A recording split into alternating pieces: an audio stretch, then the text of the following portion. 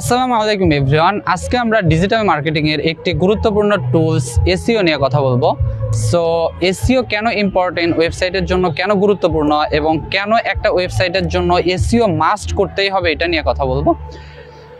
So প্রথমে যদি আমরা বলি যে এসইও কি বা what is SEO. So SEO meaning search engine optimisation, অর্থাৎ সার্চ ইঞ্জিনটা যেটা রয়েছে সেটার যে অপটিমাইজেশনটা সেটাই মেনলি আমরা বলি যে এসইও। সো এখন বলতে হবে যে এসইওটা কেন গুরুত্বপূর্ণ। সো ধরেন আপনার একটা ওয়েবসাইট এসইওর মাধ্যমে যদি কোনো ইউজার বা যদি কোনো ক্লায়েন্ট এসইওর মাধ্যমে একটা কিওয়ার্ড বা একটা টপিক যেটা নিয়ে আপনি কাজ করতেছেন বা আপনার প্রোডাক্ট নেমটা সার্চ করার ফলে তারা বিভিন্ন সার্চ ইঞ্জিনে তারা যখন সার্চ করে তখন যদি আপনার এসইও ভালো হয় ওয়েবসাইটের, তাহলে সর্বপ্রথমে আপনার ওয়েবসাইটটাই চলে আসবে।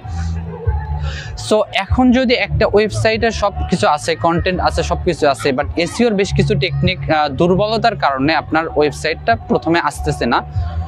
সো যেমন আমরা এসইওর কথা যদি বলি, তাহলে প্রথমে এসইওকে আমরা তিন ভাগে ভাগ করতে পারি একটা ওয়েবসাইটের এসইওকে।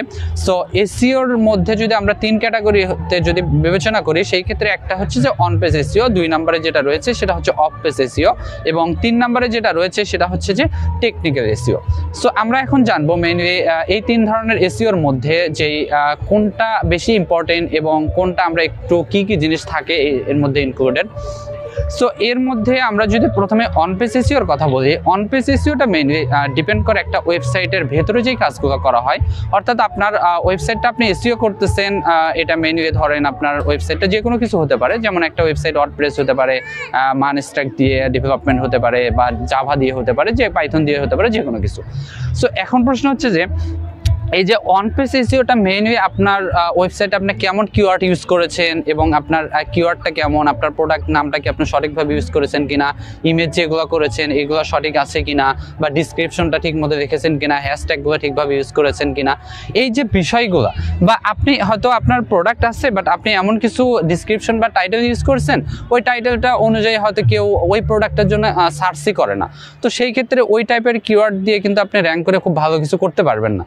সো এর কারণে আপনি হচ্ছে যে প্রথমে আপনার কিওয়ার্ডটা সঠিক হতে হবে এবং অপটিমাইজেশনটা এবং হ্যাশট্যাগুলো ঠিকভাবে ইউজ করা, ইমেজ, ডিসক্রিপশন, এই যে বিষয়গুলো এইগুলোই হচ্ছে আপনার অন পেজ এসইওর অন্তর্ভুক্ত। এরপরে যদি আমরা বিবেচনা করি, সেই ক্ষেত্রে যদি আমরা অফ পেজ এসইওর কথা বলি, সো অফ পেজ এসইওটা কীভাবে কাজ করে এটা যদি আমরা বলি, তাহলে অফ পেজ এসইওটা কি, ধরেন আপনার ওয়েবসাইটের সব কিছু আপনি ঠিকঠাকভাবে কাস্টমাইজ করেছেন এবং আপনার অন পেজ এসইও বা অর্থাৎ কিওয়ার্ড এবং ডিসক্রিপশন সব কিছু করেছেন। সো এরপরে যে কাজগুলো থাকে, ধরেন ওই লিঙ্কটা যদি আপনি একটা ওয়েবসাইটে না রেখে অনেক ধরনের ওয়েবসাইট বা হাজার ধরনের ওয়েবসাইটে আপনি যদি সেম লিঙ্কটা, সেম টাইটেলটা যদি লিঙ্কিং করেন, যেটাকে বলা হয় ব্যাক লিঙ্ক। সো এই যে লিঙ্ক বিল্ডিং বা ব্যাক লিঙ্কের যে বিষয়টা, এটা যদি আমরা করি, সেই ক্ষেত্রে আমাদের ওই কিওয়ার্ডটা সার্চ র্যাঙ্কে অর্থাৎ ফার্স্ট পেজে শো করার পসিবিলিটি অনেকটাই বেশি হয়ে যায়। সো এই যে একটা ওয়েবসাইট শুধু ওয়েবসাইটের ভেতরেই কাজ করে বসে না থেকে, যদি আমরা সেই লিঙ্কটাকে বিভিন্ন ওয়েবসাইটের সাথে কানেক্ট করি, শেয়ার করি, লিঙ্ক বিল্ডিং করি, ব্যাক লিঙ্ক করি, এই যে এই বিষয়টা বা ডিরেক্টরি সাবমিশনের যে বিষয়টা ওয়েবসাইটের বাইরে যেগুলোটা করতে হয়, এটাই মেনলি হচ্ছে অফ পেজের অন্তর্ভুক্ত। এরপরে যদি আমরা টেকনিক্যাল এসইও, তিন নম্বর যে বিষয়টা থাকে একটা কিওয়ার্ড র্যাঙ্ক করার জন্য বা একটা সার্চ ইঞ্জিন কোনো প্রোডাক্ট র্যাঙ্ক করার জন্য, এর মধ্যে তিন নম্বরে যেটা থাকে সেটা হচ্ছে টেকনিক্যাল এসইও।